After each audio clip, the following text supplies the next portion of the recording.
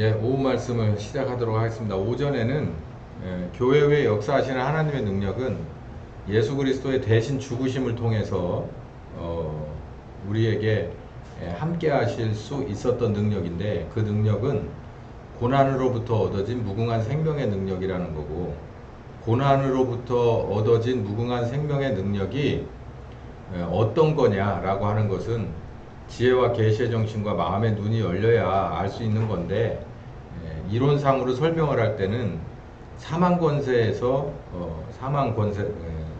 사망의 죽음과 그리고 고통을 풀어서 살리는 그런 권세이기도 하고, 그리고 무궁한 생명의 능력으로서 사람을 영으로 마음으로 몸으로 이렇게 새롭게 하시는, 그렇게 하실 수 있는 능력입니다.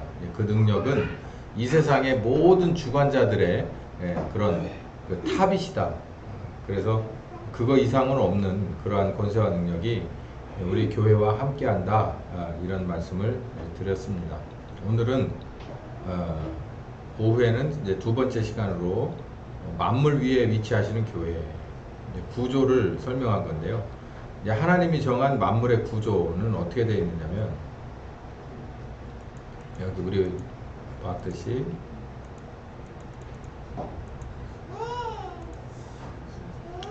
여기 한번 봅시다. 22절 시작. 만물을 그 발 아래 복종하게 하시고 그를 만물 위에 교회 머리로 주셨다. 그러니까 이 만물을 그 발 아래 복종한다는 만물은 여기에 나오듯이 정사와 권세 능력과 이 주관하는 모든 사람, 오는 세상의 또 것까지 합쳐서, 그러니까 이제 극소수의 그런 정치계의 숨은 실세가 있어요. 그 사람들이 손에 쥔 그런 그 능력이 있고요. 경제도 마찬가지, 기술도 마찬가지, 또 그들을 어쩌면 그들보다 위에 있는 건 돈의 힘이죠.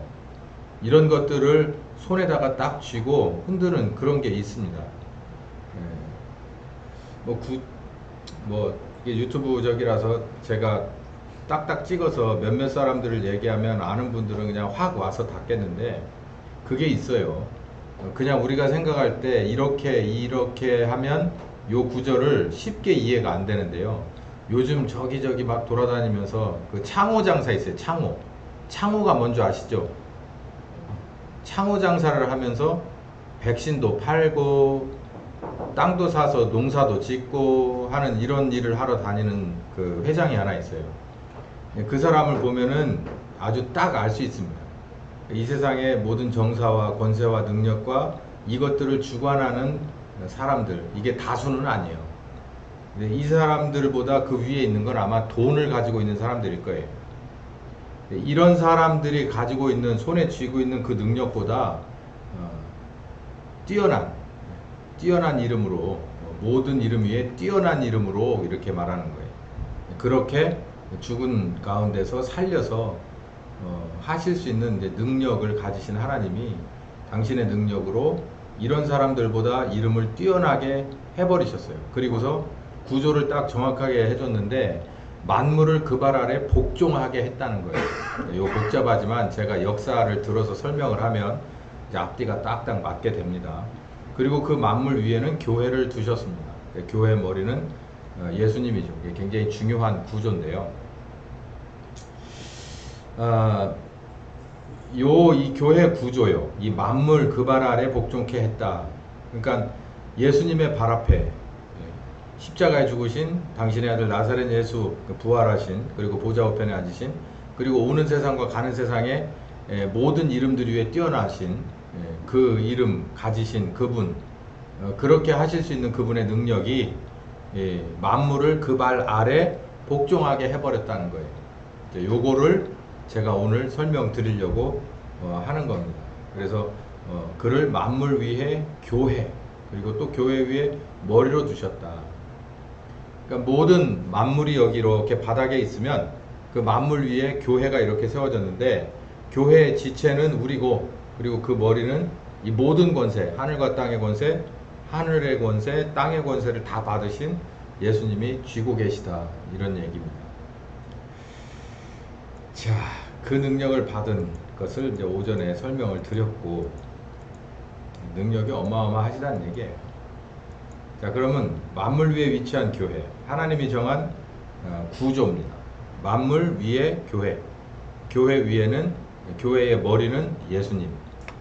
예수님이 모든 권한을 가지셨으니까라는 얘기죠. 자, 오늘 오후에 있는 얘기가 항상 오전보다 조금 더 진일보한 얘기가 나와요.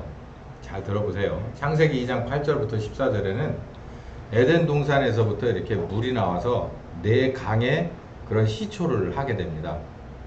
그게 에덴 동산에서 발원해서 나온 강이 비손, 기혼, 히데겔, 유브라데, 이렇게 네 강이 에덴 동산에서부터 이렇게 퍼져 나가거든요.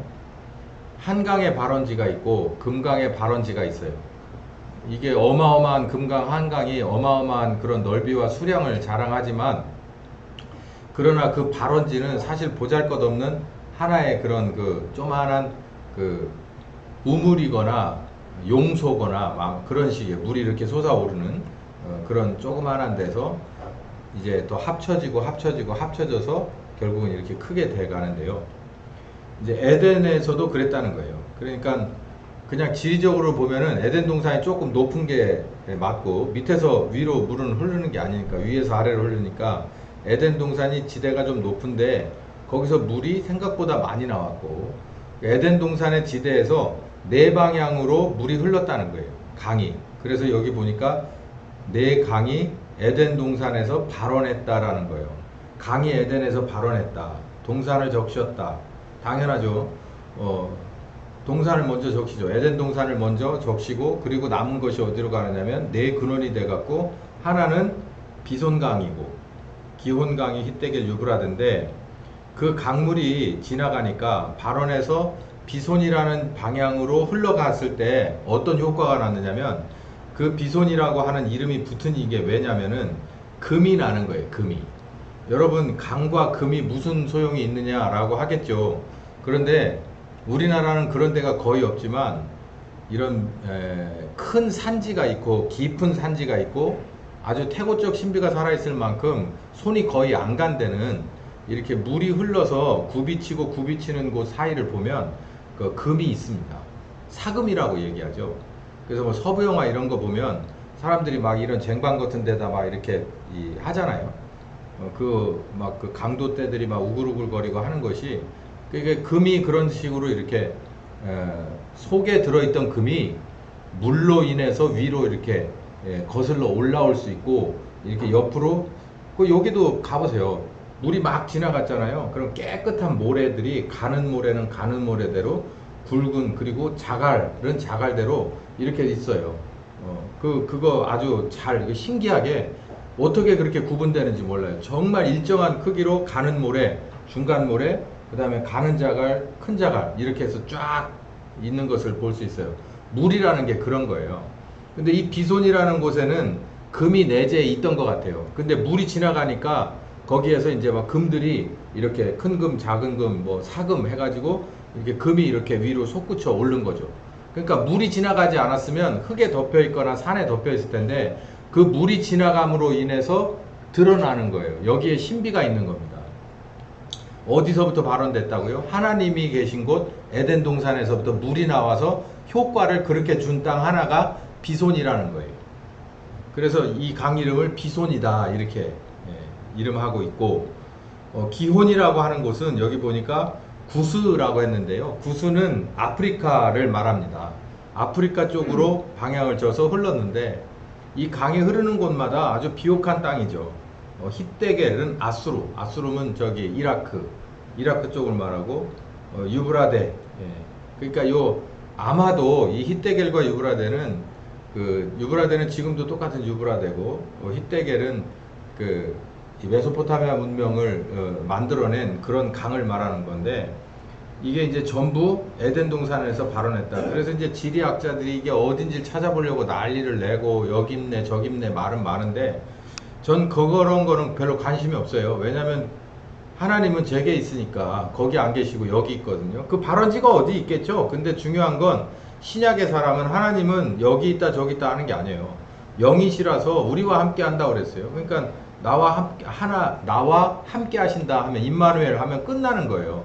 근데 여기 와서 우리가 얻을 수 있는 교훈은, 구약은 이런 식이에요. 항상 여기 보니까 에덴 동산에서 물이 이렇게 솟구쳐 나와서 에덴 동산을 다 적셔서 촉촉하게 생명력을 다 발휘하고 남은 것들이 하나는 비손, 기온, 히데겔, 유브라데로 가서 이 에덴의 이하의 땅들을 살리고 좋은 것들을 드러내는 그런 역할을 했다는 거예요. 제가 오늘 오후에 드릴 말씀이 만물 위에 위치한 교회 이 구조를 말씀드리려고 하거든요. 그러니까 만물 위에 뭐가 있냐면 교회가 있다는 거예요. 그러니까 교회에서 제가 교회를 계속 설명을 하는데 이걸 이제 애들 같으면 그림 그려라 그러면 언덕 위에다가 큰 교회 탑을 고딕 양식으로 해가지고 짓겠지만 위아래는 맞는데요. 교회는 영향력을 반드시 내려서 흘려줄 수 있을 만한 곳이 이론적으로 맞고 오늘 제가 능력을 얘기했잖아요. 그 능력이 일단 그 교회를 휘감고 하나님이 원하는 그런 교회로 만들어 놓고 여기에서 나온 것처럼 네 강을 네 방향으로 뭐 동서남북이라 봅시다. 뭐 비손, 기온, 히데겔, 유브라데를 나름대로 특색 있게 생명력을 불어넣어 줬다라는 거예요. 그게 뭐가? 에덴 동산에서부터 솟아난 강이. 그러니까 이거하고 그 창세기 2장이면 사실 성경의 시작이거든요. 그러니까 성경의 끝이면 계시록 20장, 21장, 22장이에요. 거기로 내려가면 요 얘기 비슷한 얘기가 또 나옵니다. 그래서 강이 어디서부터 발원한다라고 얘기를 했고요. 그리고 그 이 강이 시작된 곳에서 쭉 내려가면서 이제 그 얘기가 계시록 20장에서 22장까지 읽어보면 쭉 나옵니다. 근데 그 강이 이제 나오는 새하늘과 새 땅의 그런 그 모습을 스케치했는데 거기서 포인트는 뭐냐면 하나님의 장막이 우리와 함께 한다는 거예요. 그곳에서 물이 나와서 밑으로 내려가면서 생명력을 주더라. 그게 이제 마지막 얘기가 또 나와요. 그러니까 처음도 강 얘기가 나오고 마지막도 강 얘기가 나와요. 중요한 것은 거기에 하나님이 계시냐 안 계시냐의 문제죠. 근데 에덴은 하나님이 만든 동산이고 그 동산에서 생명력이에요. 이 강에서 이 물이라고 하는 건 생명이거든요. 생명이 나와서 그 에덴 동산은 물론이고 그 네 강을 모두 적셨다는 거예요. 그래서 생명을 주었다. 이게 원래 태초의 구조예요. 구조. 하나님의 생명력은 하나님이 있는 곳의 보좌로부터 바로 밑에 있는 하나님이 만든 동산, 이건 지금 여기는 에덴 동산이라 말하지만 사실은 이게 신약에서는 교회죠. 교회에서 그 밑으로 해서 네 곳으로 이렇게 발원해서 흘러내려가게 돼 있다라는 구조를 계속해서 제가 이번 시간 내내 설명을 할 겁니다.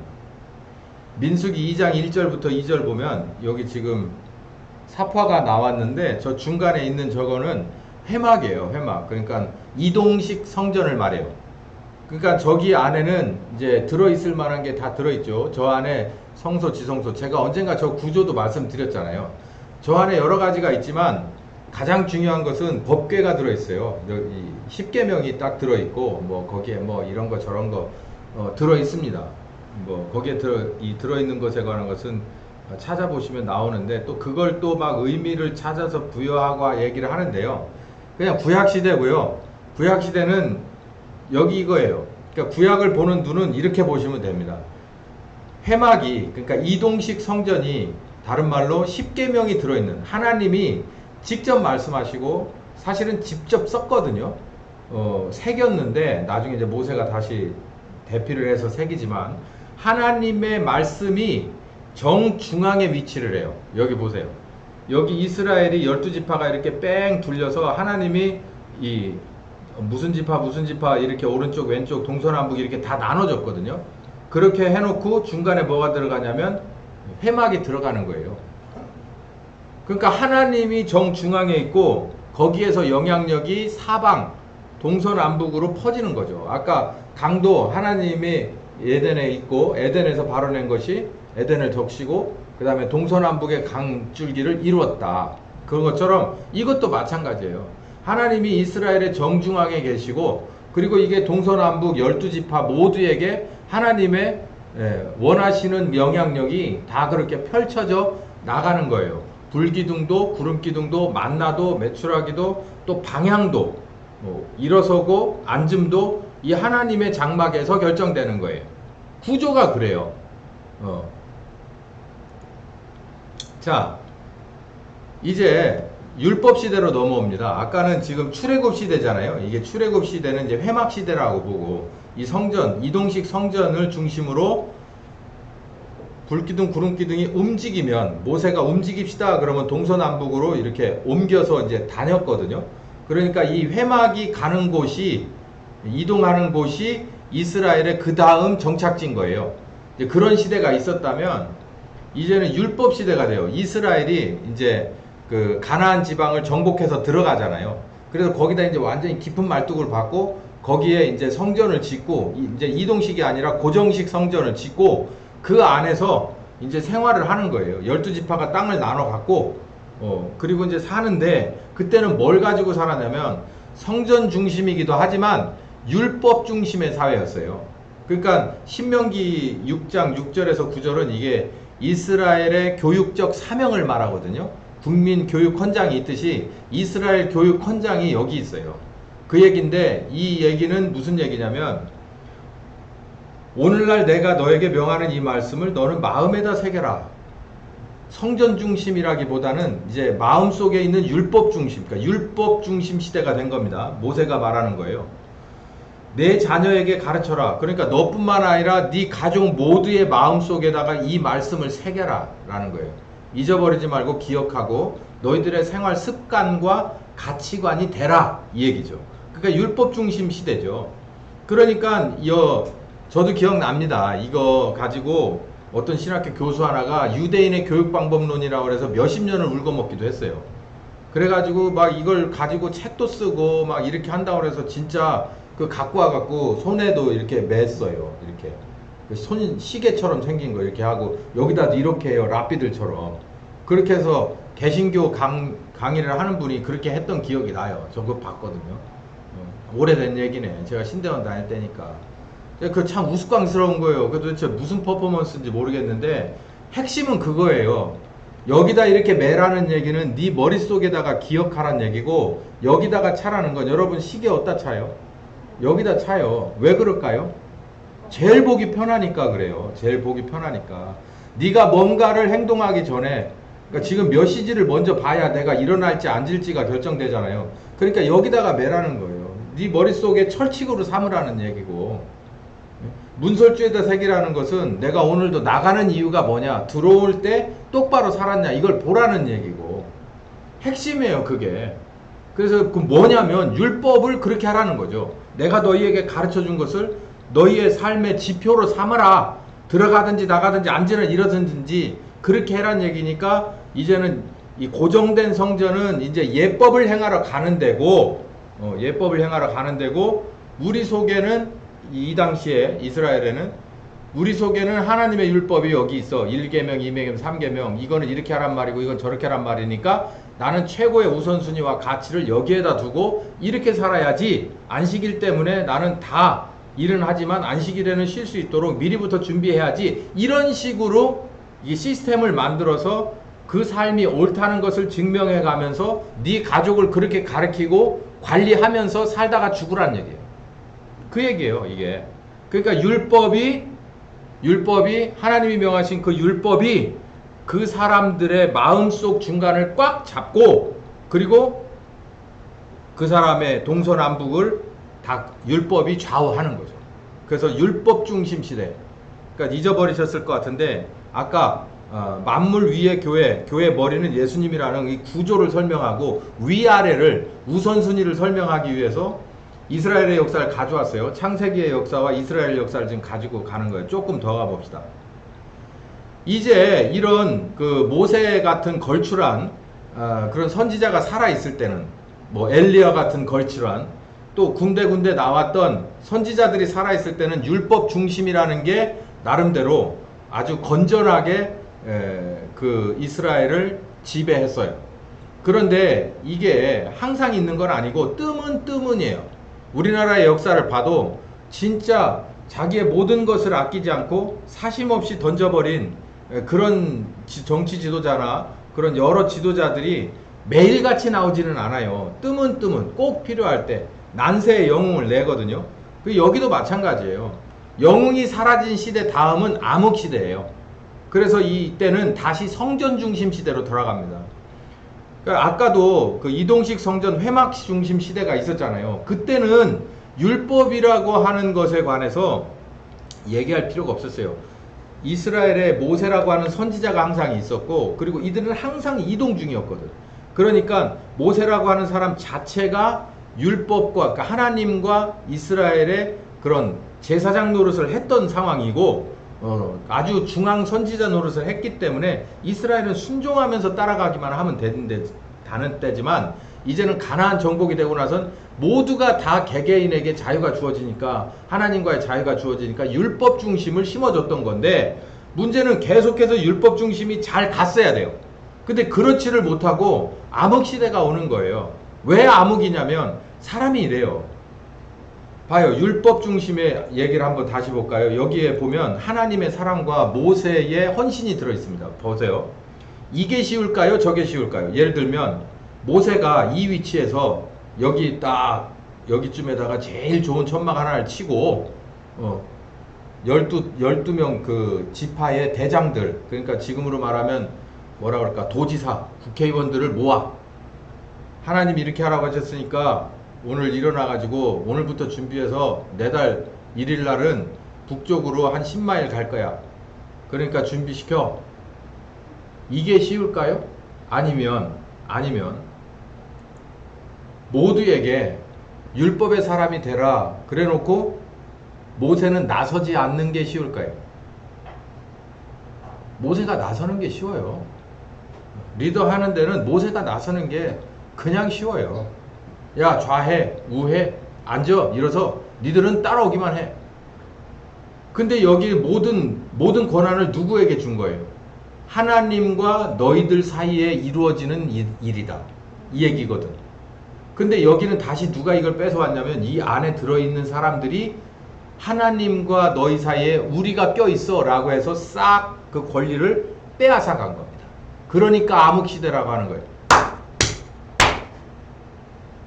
이런 중요한 얘기를 할 때 왜 졸릴까요? 이걸 들어야 되는데 왜 졸릴까요? 암흑으로 들어가는 거예요. 암흑으로. 캄캄한 어둠으로. 하나님과 나 사이에 율법을 중심 매개체로 직접 연결될 수 있는 기회를 모세가 줬어요. 모세가 어떤 사람이에요? 물론 여호수아도 있었고 갈렙도 있었습니다만 사실상 여호수아와 갈렙은 모세가 방향 설정을 해준 것을 완성시킨 사람이고, 결국은 율법을 매개체로 하나님과 이 개개인들이 자유로운 신앙생활을 할 수 있는 기회를 줬다고요. 근데 이걸 누가 뺏어갔냐면 여기에 보면 율법사, 바리새인, 성전 쪽에서 제사장, 대제사장 이런 사람들이 뺏어갔어요. 나눠 먹기를 해가 그래서. 나눠 먹기를. 왜 이렇게 됐을까요? 왜 이렇게 됐을까요? 가만히 생각해 보세요. 모세가 다 하나님께 만날 수 있는, 율법을 통해서 만날 수 있는 권한을 다 줬잖아요. 물론 제사장에게는 가긴 갑니다. 제사를 지내려면 그 사람한테 이렇게 뭔가를 해야 되니까, 그 사람을 의지해서 해야 되니까. 그런데 더 중요한 건 너희들의 마음 속에 새겨진 율법을 가지고 나가나 들어가나 앉으나 일어서나 먹으나 안 먹으나 자거나 안 자거나 하나님을 사랑하고 너희는 그의 하나님은 너희의 하나님이 되고 너희는 그의 백성이 될 거야 라고 했는데, 그런 어마어마한 자유를 줬는데 왜 이거를 이들에게 빼앗겼을까 하는 거예요. 그건 다 누구 책임이냐면 얘네들 문제가 아니고요. 여기 있는 이 멍청이들 책임이에요. 지금도 마찬가지예요. 보혜사 성령이, 그리고 오순절 성령이 누구도 중간에 끼게 하질 않고 나와 하나님 사이를 완벽하게, 아니 하나님과 우리가 직접 만나는 거예요. 직접. 그런데 왜 이거가 안 될까요? 여기 이 이스라엘도 마찬가지였어요. 이거 안 됐어요. 이거 안 돼가지고 결국은 이 사람들이 예수님 오실 당시에 성전으로 가니까 성전은 성전 카르텔이 있고, 그리고 회당으로 가니까 회당은 회당 카르텔이 있는 거예요. 그러니까 둘이 아주 잘 나눠 처먹고 있던 거예요. 아주 쪽쪽 빨아먹고 있는 거예요. 로마가 미운 게 아니라 사실은 얘네들이 나쁜 애들인 거예요. 얘네들이 나쁜 애들인 게 얘네들이. 로마가 식민지 잡은 건 힘없는 나라서 졌기 때문에 그런 거고, 백성을, 하나님의 백성을 자기네 노예로 삼고 그 위에 군림하고 있는 거예요. 아까 제가 처음에 말했잖아요. 모든 이름들 위에 뛰어나다는 이 세상의 모든 이름들의 정사와 권세와 이 세상 모든 주관자들이라는 게 있잖아요. 지금도 마찬가지예요. 그 가운데 여기 들어있는 급들이 껴있을 수도 있습니다. 이들이 그렇게 세뇌를 했어요. 우리를 통해서 너희는 누구에게 나갈 수 있다? 하나님에게 나갈 수 있다. 에이, 이 사람들이 뭔데? 이런 생각은 안 했어요. 왜 그럴까요? 손뼉도 마주쳐야 저기가 난다고 여기 위에서 군림하는 얘들이나 사기꾼들이나 여 밑에 있는 바보 천치들이나 똑같이 이해관계가 맞아 떨어진 거예요. 무슨 이해관계일까요? 얘네들도 알고 얘네들도 다 압니다. 얘네들이 이 백성들이 여기에 있는 종교 지도자들 통해서 하나님께 나갈 수 있다? 안 된다는 거 알아요. 얘네들도 지들이 뭘 해가지고 이 백성들을 하나님 앞에 인도할 수 있다? 그거 안 된다는 거 알아요. 모르는 게 아니에요. 근데 서로 이해관계가 뭐냐면 하나님을 둘이 다 뭐하고자 하는 거예요? 배제하고자 하는 거예요. 하나님을 따돌리고자 하는 거예요. 그래서 뭔만 하자. 그냥 형식만 갖추자. 형식만 갖추자. 이런 거예요. 그냥 오랜만에 왔어요. 그러니까 저 왔어요. 그러고 나서 동네 가가지고 밤새도록 고스톱 치고 술 마시고 노래하고 춤을 추고 그러고 놀다가 저 갈게요. 그리고 가는 거예요. 그래 놓고 뭐 했다는 거예요? 저는 명절 돌이 할 거 다 했습니다. 그러니까 이스라엘이 성전에 나와야 돼요. 1년에 몇 차례씩 꼬박꼬박. 그 특별한 일 빼고 더. 특별한 일 있을 땐 더 나와야 되고. 그때마다 그러는 거예요. 저 왔어요. 그러고 나서 지들은 저작거리에 나가서 만날 사람 만나고 비즈니스 할 거 하고 나쁜 짓 하고 여행하고 그러고 나서 가가지고 그러는 거예요. 아이고 하나님 앞에 영광 잘 돌렸네. 지금은 안 그럴까봐 여러분 교회 나와가지고 뭐 하세요? 저 왔어요. 그러고 나서 뭐 합니까?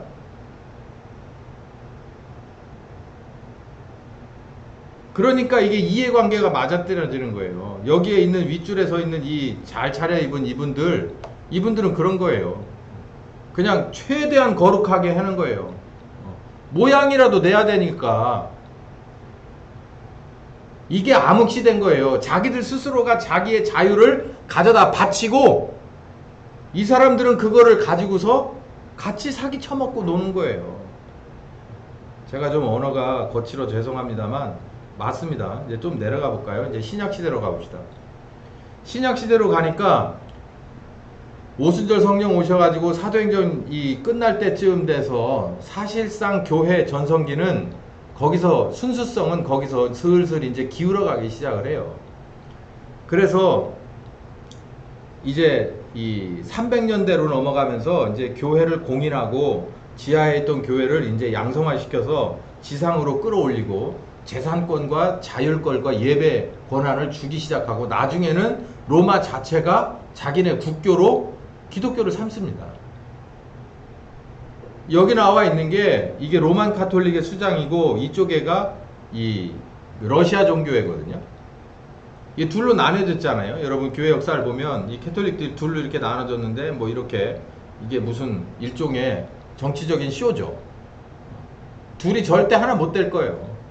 근데 이렇게 하면서 무슨 일이 있을 때마다 이렇게 한 장에 한 컷의 사진을 찍고 하고 그 밑에 있는 이제 이야기꾼들이 막 이제 통합을 외치고 막 이러는 거예요. 이 사람들이 소수의 권력자가 됐죠. 누가 이 사람한테다가 나는 기가 막힌 게 뭐냐면 이때 안 태어나서 지금 태어나가지고 이게 너무 자신만만하고 그런지는 모르지만 아니 이 사람한테다가 무슨 하나님 나라 열쇠를 맡겨요?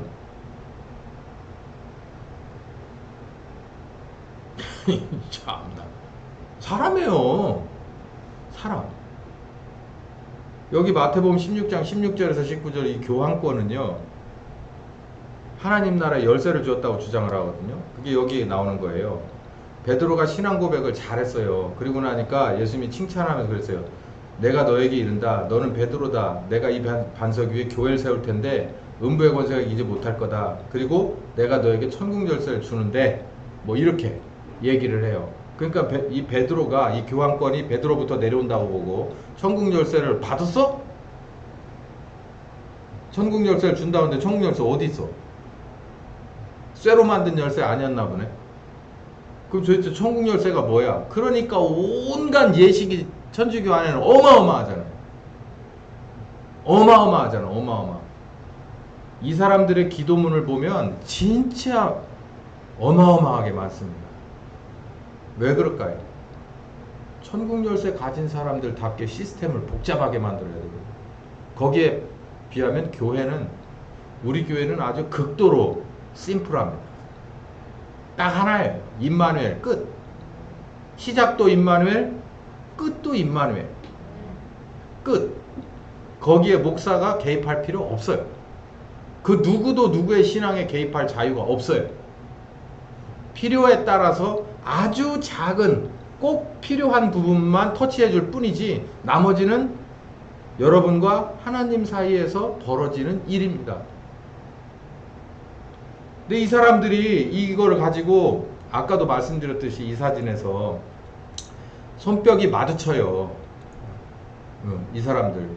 이 사람들 밑에 그 어마어마한 국왕이 있었고 그리고 그 밑에 귀족이 있었고 그리고 그 밑에 무슨 뭐 쭉 내려가서 노예들까지 있었을 거 아니에요.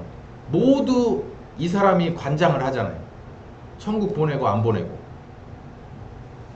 그러니까 어마어마한 권한을 가지고 있었어요. 이 사람 이게 있지 않습니까? 뭐 우리는 성찬이라고 안 해요. 주의 만찬이라고 하지.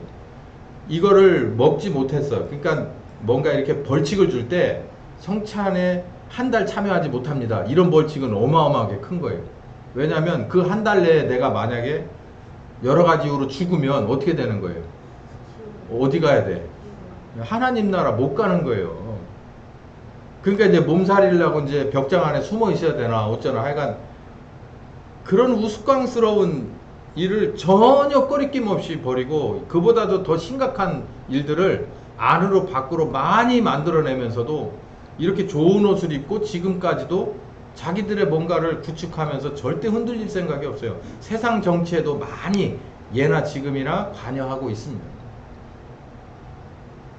감나라 대추나라 감초처럼. 누가 이렇게 했다고요? 누군가는 자기의 권리를, 자기의 자유를, 권리를, 의무를 다 갖다가 들어바쳤고 이 사람들은 그걸 가지고서 자기네들이 원하는 대로 해주는 거예요. 우리가 원하는 대로. 다 양자가 다 잘못한 거죠. 뭐가 깨져버렸습니까, 여러분? 여기에 누가 빠졌어요? 여기서부터 누가 빠졌어요? 제가 지금 무슨 얘기를 하는지 잊어버리셨죠? 구조가 이랬다고 그랬잖아요. 하나님의 나라에서부터 흘러나오는 것이 어디로 간다? 세상으로 가는데 여기 보니까 누가 빠졌어요? 하나님 빠졌잖아요. 하나님이 빠졌어. 내려올 게 없어. 내려올 게 없으니까 그게 강이라고 하면 여러분 위에서 물이 안 내려오면 여기 두개천이요 똥물 됩니다. 여기 일주일만 비 안 오잖아요. 똥물 돼요. 왜냐면 저 위에 물 내려올 데가 없어. 이 계룡산은 물이 아주 귀한 산이에요. 그렇기 때문에 일주일이 지나면 여기는 진짜 악취가 나요. 그것처럼 이스라엘은 암흑이라고 표현하고 이 중세 이 캐톨릭 시대를 암흑이라고 표현할 수밖에 없는 건 위에서 샘물이 내려올 그런 이유가 없어요. 하나님의 장막이 없기 때문에. 그러니까 뭐가요? 그냥 썩을 수밖에 없는 거예요. 말하는 거 자체가 썩었네요. 움직이는 거 자체가 썩은 거예요. 하나도 쓸만한 게 나올 게 없는 거예요.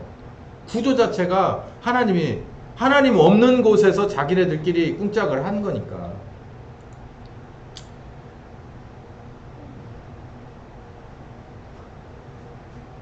이 성령 시대입니다. 물론 이제 여기 요 시대 전이겠지만 제가 이제 요걸 따로 빼는 이유는 뭐냐면 다시 원위치로 돌아갔어요. 어떤 시대냐면 이 에덴에서부터 시작된 강이 네 강으로, 그리고 그 밑에 있는 그런 땅들을 적시는 그런 일들, 그리고 회막이, 그리고 율법이 그렇게 하던 것들이 다시 이제 원위치로 돌아갔는데, 그 구조가 원위치된 것뿐만 아니라 하나님이 원하는 아주 궁극의 목적이 다 이루어진 거예요. 그러니까 봐요. 회막에서는, 그러니까 이 에덴 동산에서는 물이었잖아요. H2O, 물이었어요. 그런데 회막에서는 뭐였을까요? 모세라고 하는 한 사람과, 그리고 불기둥, 구름기둥이라고 하는 그런 초자연적인 역사였어요. 그리고 율법은 이렇게 이 돌비에 새기기도 하고 우리 마음속에 새기기도 하는 일종의 지식이거든요. 지식, 인지, 지식. 그런데 이제 이 믿음과 성령의 시대에는 누가 오신 거냐면, 여기 지금 여러분 보이실지 모르지만 이 불꽃이 전부 다 사람 위에 있는 것이 뭐냐면, 촛불 킨 것처럼 있는 게 뭐냐면 성령께서 각인에게 다 오셔서 그 사람을 주관한다는 얘기예요. 그러니까 이게 궁극적으로 하나님이 실패한 에덴 동산을 새롭게 만드는 궁극적인 목표가 여기서 나온 거예요. 아담과 하와의 머리 위에 하나님의 영이 임재하여 있지 않았어요. 그러니까는 실패한 거예요. 그런데 하나님의 영이 그 사람에게 임재해 있으면은 그 사람은 실패하지 않습니다. 두 번 다시. 그렇기 때문에 하나님이 원했던 게 바로 이 모습인데요. 이 모습으로 돌아간 것이 사도행전 1장과 2장의 모습이고, 우리가 지금 추구하고 있는 게 바로 저겁니다. 이젠 모든 신앙이 진짜 아무것도 없이 영이신 하나님이 직접 거리를 두지 않고 나하고 하나가 되어 있는 거예요. 하나가 되어 있어서 내가 그분의 일부분이고 그분이 내게 오셔서 나의 일부분이 되어 있는 그 하나를 말하는 거예요. 지금 이게 설명을 하자니까 2장 1절에 이 급하고 바람 불의 혀같이 갈라지는 이런 모습을 그냥 이렇게 사파로 그리자니까 이렇게 표현되어 있지만 영은 보이질 않거든요. 보이질 않기 때문에 우리에게 와 있어도 비주얼하게 알 수가 없어요. 근데 뭘 보면 알 수 있냐면, 거룩하신 영이 나에게 와 있으면은 어떤 걸로 알 수 있을까요, 여러분? 저 뒤에 낚시 좋아하시는 분들, 밑에서 물고기가 와가지고 낚싯바늘 건드리면 뭘 보면 알 수 있을까요? 찌를 보면 알 수 있죠. 우리도 성령께서 오셔서 우리 가운데 계시면, 내 가운데 계시면은 뭘로 표시가 나는지 아세요? 말씀으로 대답하셔야죠. 성령의 열매가 드러나게 돼 있습니다. 성령이 오시면 그 냄새가 나게끔 돼 있어요. 그 중에 다는 아니어도 몇몇 가지가 있으면 나와 성령께서 함께 하시는구나 라고 하는 걸 알 수가 있어요. 그것처럼 이 사람들에게 진짜 완벽한 자유를 주신 거예요. 하나님 자체가 자유잖아요. 우리도 누군가에게 종속될 일이 전혀 없어요. 하나님에게 종속되지 않냐? 근데 하나님하고 종속되는 게 아니죠. 원래 우리는 에덴 동산에서 하나님과 뭐였어요? 하나였었어요.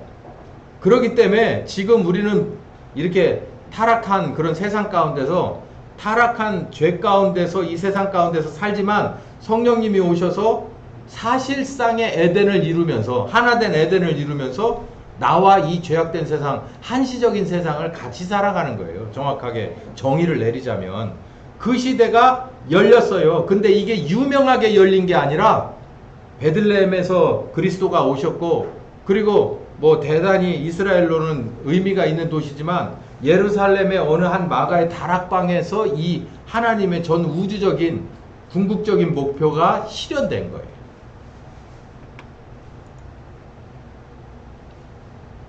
다시 한번 봅니다. 만물을 그 발 아래 복종하게 했습니다. 그를 만물의 만물 위에 교회 그리고 머리로 삼으셨습니다. 이걸 지금 설명하고 있는 거예요. 구조를 하나님이 교회 머리로 예수 그 십자가를 지시면서 무궁한 생명 능력을 받으신 그 예수님과 그리고 지체가 같이 한 세트가 되어 있는 곳을 교회 그리고 그 밑에는 모든 만물이 발 아래 복종하고 있는 것을 말하는 거예요. 자, 한번 보실래요? 이제 여기서부터는 좀 흥미스러운데 빨리빨리 이게 시간이 아깝네요. 교회 개혁의 근대화라고 보면 이게 이제 제가 수요일 날 설교 때 이걸 좀 자세히 했었는데 어떤 구조냐면 교회 밑에 이 모든 만물들 안에는 나라도 들어가고요. 종족도 들어가고 그 안에 모든 시스템도 다 들어갑니다. 이 모든 만물이라고 하면은 막 흙과 공기 이런 것만 말하는 게 아니에요. 흙과 공기로 쌓여 있는 이 세상에 사는 사람들의 만들어 놓은 유무연간의 모든 것이 이 안에 들어가거든요. 그 위에는 교회라는 거예요. 교회에서 이 모든 것을 온전하게 하고 관리한다는 얘기죠. 자, 보세요. 제가 아까 말씀드렸다시피 여기 아주 이 암흑시대가 오래 갔습니다. 그러니까 뭐 넓게 잡아서 한 500년부터 한 1300년대, 400년대, 1500년대까지라 보면 한 1000년을 간 거죠. 1000년. 500년에서부터 1500년까지. 그러니까 1000년을 해먹은 애들이에요. 지금도 잔존 세력이 남아서 쪽쪽 빨아먹고 있어요. 자기의 신앙의 권리를 내주고 있으니까.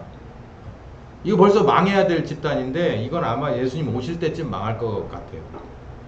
이런 말도 안 되는 이 암흑 시대에 얘네들이 중간에 서서 하나님을 만나게 해주겠다고 저렇게 하는 그런 시대에 이건 아니야 라고 생각하는 사람들이 하나씩 생겨난 겁니다. 그게 뭘 만들어냈느냐면 근대화를 만들어냈어요. 근대화. 우린 근대화라니까 무슨 스티븐슨이 발명한 무슨 증기기관차를 말하고 그로 인해서 벌어진 산업혁명만을 생각하잖아요. 그렇지 않아요. 그 사람들에게 그런 깨어있는 의식을 준 것은요, 바로 신앙에서부터 나온 겁니다. 잘 들어야 돼요. 그 사람들의 이런 이 세상에 지금 현존하는 봐봐요. 증기기관이라고 하는 게 상상 못한 거잖아요, 그게. 그런 것들을 만들어내고자 했던 그거는요, 어느 날 갑자기 번개가 뻐벙 쳐가지고 그때 뭔가가 빡 와서가 아니라 그 사람과 그 주변이 먼 동이 터오는 영적으로 보면 밝음이 그 사람에게 직면했기 때문에 그런 거예요. 영향을 끼쳐줬기 때문에 그런 거예요. 하나님은 빛이잖아요. 어두운 곳에서 이렇게 빛이 이렇게 오면은 명명백백하게 구분이 가는 거예요. 내가 어느 기술의 앞에 맥혀 있어요. 근데 너무 깜깜해서 이걸 도저히 이렇게 해봐도 저렇게 해봐도 야, 이거는 내가 죽을 때까지 계산을 해도 답은 안 나올 거야 같다고. 당연히 안 나오지. 왜냐면 내가 볼 수 있는 건 한계가 있고 뻗드는 내 손은 한계가 있으니까. 그러나 빛 대신 하나님이 딱 와서 내가 바라보는 쪽을 이렇게 환하게 조명해 주신다면 훤히 다 들여다 보이죠. 그건 누구 덕입니까? 하나님 덕이라서 그 덕을 내가 보는 거잖아요. 그것처럼 전 세계 사람들에게 대부분의 전 세계 그 근대화된 서방이라고 말하는데 서방이라고 말한 건 사실은 교회 개혁에서부터 출발한 거예요. 가톨릭에서부터 빠져나오는 그런 선구자들로부터 먼동이 트기 시작한 거예요. 정말 이 대단한 순교자들을 하나님이 만들어내신 거예요. 성령님을 통해서 숨겨놓고 만들어냈는데 저는 여러 사람들이 있는데요. 그 중에서 이 둘을 뺄 수가 없어요. 공교롭게 이 둘이 어디를 향해서 일을 한 사람들이냐면 영국이라는 나라를, 그러니까 영국이 복받은 거지.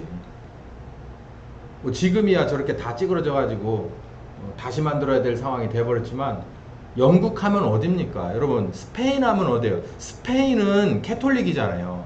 포르투갈도 캐톨릭이잖아요. 근데 영국은 이상하지만 그래도 거기는 조금 이렇게 세모예요. 카톨릭이라고 말하긴 좀 거시기하지. 근데 영국에서 뭐가 나왔느냐면 거기서 진정한 미국의 개신교가 거기서 나왔죠. 그러니까 모태가 되어준 거죠. 모태가. 그러니까 저는 이 영국이라고 하는 나라를 굉장히 축복받은 나라다 이렇게 저는 보는데요. 중간다리 역할을 참 잘했어요. 근데 그 중에서 이 두 사람을 뺄 수가 없어요. 이 사람들의 사역을 영국이니까 영어를 썼겠죠. 그 당시에 캐톨릭에서는 영어로 된 성경이 없었죠. 라틴어로 되어 있어요. 라틴어는 죽은 언어입니다. 사용되지 않는 언어예요. 그러니까는 그 카톨릭에 들어가는 성직자들은 다 가서 그 라틴어 공부를 해야 되는 거예요. 뭐 하려고요? 성경을 읽으려면, 하나님의 말씀을 읽으려면 라틴어를 읽어야 되는 거예요. 라틴어로 번역이 되어 있으니까. 그 라틴어 공부를 하면 어떻게 될까요? 여러분은 라틴어 모르잖아요. 물론 저도 모르는데 제가 라틴어를 안다고 생각해봐요. 그럼 하나님의 말씀은 누구 손에 달렸어요? 제 손에 달렸잖아요. 마태복음 1장 1절이 이렇게 되어 있습니다 라고 얘기하고 내일 가가지고서 또 다르게 얘기해도 누구도 할 말 없어요. 왜냐하면 성직자라고 하는 권위와 그리고 성경을 볼 수 있는 건 저에게만 주어지고 성경책을 돌려서 볼 수도 없는 상황입니다. 그러니까 제가 이쪽이에요 그러면은 그냥 무조건 글로 가야지, 안 그러면은 그냥 별짓이 다 일어나는 거예요. 뭐 파문 시키고 뭐 교회 오지마, 뭐 몇 주간 오지마, 뭐 이런 거 하고, 그러니 그런 데서 권위를 가지고 사람들을 꽤 차고 다닌 거죠. 근데 이 위클리프라는 사람이, 틴데일이라고 하는 사람이 성경을 번역하기 시작했어요. 그래놓고 이렇게 한 거예요. 저기 들판에서 들녘에서 양을 치는 소년이 양을 치면서도 한 손에 하나님의 말씀을 읽는 날이 오길 바란다라고 생각하면서 이 번역을 한 건데, 이 사람들 다 부관참시 당했습니다. 하나는 화형당했고 하나는 부관참시 당했어요. 성경 번역했다는 거. 그러니까 목숨 걸은 거예요. 목숨을 걸 수밖에 없었던 게, 성경을 그 당시에 쓰는 일반인의 언어로 번역한다는 그 자체가 어마어마한 비밀들이 다 탄로나는 거예요. 다. 그래서 킹제임스 버전을 꼭 붙잡고 그걸로 그냥 정말 자기네들의 자존심이라고 생각하는 그런 교회도 있어요. 우리나라에. 이런 선각자들이 있었어요. 이러고 나서 한참 뒤에 누가 나타나느냐면 뭐 루터도 나오고 칼빈도 나오고 뭐 멜랑톤도 나오고 뭐 이런 사람들이 이제 쭉 나와서 교회 개혁자입니다라고 이렇게 이 전면에 서게 되지만, 사실은 이런 사람들이 또 이런 사람들에게 영감을 주었던 순교자들이 있었어요. 유아 세례는 성경적이지 않습니다 라고 주장하면서 불타 죽은 사람들이 있어요. 공식적으로 나온 사람들이 있는데 비공식적으로는 저 시골에서 어마어마한 그런 걸 당하면서 죽은 사람들이 어디 한둘이겠습니까? 그런 사람들이 저렇게 그거 하나, 아니 그냥 그런들 어떠하리 이런들 어떠하리 뭐 만수상 드렁치기 얽혀진들 어떠하리, 근데 그렇게 생각하지 않은 사람들의 그 정말 장렬한 죽음을 보고 이런 사람들이 또 동기부여를 받은 거, 이런 지식인들이. 이거는 돈 없는 사람들은 할 수 없는 일이잖아요. 이게 바로 무엇을 만들어내냐면, 그 작은 그 한 순교자의 그런 순종이, 고통이, 무궁한 생명의 능력이, 그분을 주장하신 하나님의 능력이 그 순교터에서 그 다음 사람에게 불이 넘어가고 그 다음 사람에게 넘어가서 어디를 깨우냐면 전 유럽을 깨워요. 그래서 여러분 아시는 대로 1685년에 영국은 명예혁명을 합니다. 이 명예혁명이라는 건요, 왜 명예혁명이냐면, 프랑스 혁명은 그냥 프랑스 혁명이라 하고 영국은 명예혁명이라는 말을 써요. 명예혁명은 물론 뭐 크고 작은 난투극이 없었던 건 아닌데, 프랑스 혁명에 비하면은 세 발의 피 정도 되는 수준이었고, 이렇게 서로 피를 흘리지 않고 왕의 권위가 좀 낮아지고, 그리고 일반 백성들의 권위가 높아져서 지금의 영국 왕은 있지만 그 밑에 있는 총리가 대부분의 것을, 이 행정권을 가지고 있는 그런 이 제3의 방식이, 그래서 입헌군주제라고 말하잖아요. 그게 바로 여기서부터 생겨나는데, 그건 아까 말씀드린 대로 성경 번역과 그리고 하나님과 나 사이의 직접 만남에서부터 출발하는 거예요.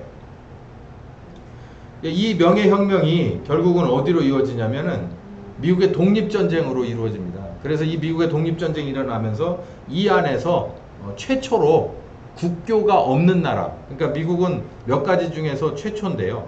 왕이 없는 나라예요. 왕이 없이 세워진 나라고, 그리고 국교가 없는 나라입니다. 우리나라는 왕이 있어 왔죠. 그리고 국교가 여러 차례 바뀌었잖아요. 근데 여기 이 미국은 왕이 없이 세워졌고 국교가 없어요. 지금도. 그 아주 절묘한 하나님의 방법을 고안해낸 사람들이, 실천해낸 사람들이 대부분 그리스도인들입니다. 하나님의 뜻대로 된 세상은 만물을 그 발 아래 복종하게 하고 만물 위에 교회를 세우는 거예요. 그러니까 만물이 여기 있고 교회가 있는데, 교회를 위에다 세우는 이유가 교회에서 주는 영향력이 만물로 내려가야 그 만물이 하나님의 뜻대로 진행되기 때문이죠. 그러니까 교회는 똑바로 영향을 줘야 되는 겁니다. 또 줄 수밖에 없는 건 교회 주인은 누구니까.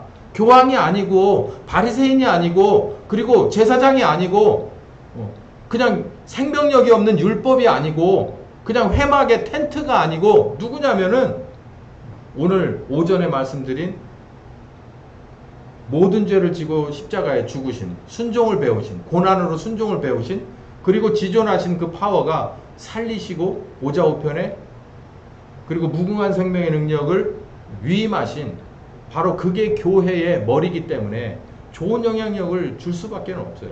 구조를 이렇게 만들어 놓고 우리를 뭘로 부르셨다? 이분의 지체로 불렀다는 거죠. 만물의 교회를 인도하게끔 되게 되어 있습니다. 이게 구조를 만들어 놓으셨다는 거예요. 자, 이제 시간이 얼추 다 됐는데 제가 해야 될 분량은 다 끝난 것 같습니다. 보십시오, 여러분. 어때요? 지금 우리나라의 교회는, 제가 오전 설교회 모두에 그런 말씀 드렸잖아요. 우리나라의 교회는, 또 미국의 교회는 이 구조에 맞는 위치에 있느냐, 이 하나님이 만들어 놓으신, 설정해 놓으신 이 위치에 있느냐라는 거예요. 아까 그 미국 얘기를 좀 하다 말았는데, 이 당시에는 그런 일들이 정확하게 제대로 자리를 잡고 있었다고 보면 지금은 어떠냐. 우리도 한때 이렇게 교회가 위에 있고 그리고 만물이 그 밑에서 많은 효과를 얻었던 때가 있다고 본다면 지금은 어떠냐. 아니다. 왜 그러냐라는 것을 고민해 봐야죠. 하나님은 이렇게 만들어 놓지 않았는데, 영향을 끼치라고 했는데 오히려 세상의 영향을 우리가 받아요?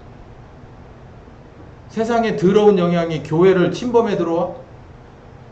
지금 그렇잖아요. 세상에 들어온 영향력이 교회를 침범해 들어오고 교회는 그거를 인정하고 받아들여야 된다라고 하는 일종의 이런 반역, 하나님 앞에 정말 말도 안 되는 그런 일들이 우리나라의 교단에도 있고 미국의 교단도 많아요. 장로교 같은 데는 다 열어붙였고 감리교도 마찬가지고, 우리나라야 좀 그나마 보수성이 각 교단별로 조금 남아있고 그래도 많이 무너진 교단도 많죠. 왜 이렇게 됐을까요? 우리가 위에서 밑으로 이렇게, 하나님은 그렇게 우리를 위에다 두고 좋은 영향력을 주라고 했는데 우리는 왜 그걸 못해서 오히려 우리가 밑으로 와갖고 저 영향이 우리에게 이렇게 침범해 들어오는 거 뚝으로 막아야 되는 상황이 됐느냐는 거죠. 이거 진짜 많이 고민해 봐야 됩니다. 근데 하나님은 절대 이 꼴 절대 두고 보지 않아요. 하나님인데 이걸 두고 보겠어요? 아니, 힘을 가지신 분인데. 그리고 하나님 속에는 일종의 뭐랄까요, 페이백, 돌려주고자 하는 뭐가 있어요. 아들을 십자가에 죽이기까지 당신은 할 걸 다 했거든요. 그러면 그것에 관해서 뭔가 얻기를 원하신다고요. 안 그렇겠어요, 여러분? 근데 그대로 똑바로 안 되면은 이제 하나님은 정말 이제는 봐주는 거 없어요. 끝장이에요, 끝장. 우린 정말 고민을 많이 해봐야 돼요. 왜 이렇게 됐을까? 그래서 저는 여러분에게 딱 하나만 도전 드립니다. 세상이 왜 그렇게 되고 우리가 왜 이렇게 됐을까도 중요하지만, 내가 지금 머리가 바로 예수 그리스도고 내가 그분의 지체로, 그러니까 머리가 위고 아래잖아. 머리가 요 발바닥에 붙은 머리는 없잖아요. 그분이 내 머리가 맞는가를 고민해 봐야 돼요. 그렇지도 않으면서 지금 다른 거를 얘기할 그런 건 아니고요. 그분이 내 머리가 맞는가를 고민을 해 봐야 돼요. 그분이 내 삶을 인도하고 있는가를 고민해 봐야 돼요. 그분이 내 최고의 우선순위였는가를 고민해 봐야 돼요. 어떤 일이 일어나면 뭐가 펑 하고 터지잖아요. 그러면 자세를 낮추면서 이렇게 하는 사람이 있지, 이렇게 감쌉니까? 이렇게? 이렇게 해서 감싸잖아요. 이게 굉장히 중요하다는 얘기죠. 나는 본능적으로 이 머리를 소중하게 생각하는데, 나는 영적으로 머리 대신 우리 주님을 정말 소중하게 생각하고 있는가를 고민해 봐야 돼요. 우선순위인지도 공급해 봐야 돼요. 최고의 가치인지도 공급해 봐야 돼요.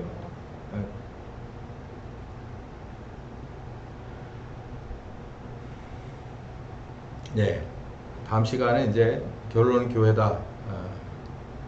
네 번째 시간으로 아마 이렇게 해서 마무리가 이제 될 것 같은데요. 잘 오셨습니다. 그래서 오늘은 교회의 능력은 어디로부터 출발하고 어디로부터 얻은 얼마만한 능력이냐, 뭐 무궁한 생명의 능력이라는 한마디로 딱 끝난 거고요. 오는 세상과 가는 세상에서 모든 이름 위에 뛰어난 이름이다 라고 하는 거예요. 여러분이 좋아하는 물건들 중에서, 브랜드 이름 중에서 바로 이 자동차면 이거야 라고 하면 그 앞에서 모두 무릎을 꿇어버리는 것처럼, 예수 그리스도 하면 모든 만물은 그 밑에서 무릎 꿇어버린다는 얘기죠. 그분이 나의 머리인지를 많이 고민해 봐야 될 때입니다. 기도합시다. 감사하신 주님, 오늘 귀한 말씀 주시니 감사하고, 이 말씀 듣고 우리들 열심히 이 말씀을 중심으로 더 묵상하고 기도하고 공부할 때 더 많은 것들 가르쳐 주시기를 바랍니다. 예수님의 이름으로 기도했습니다. 아멘.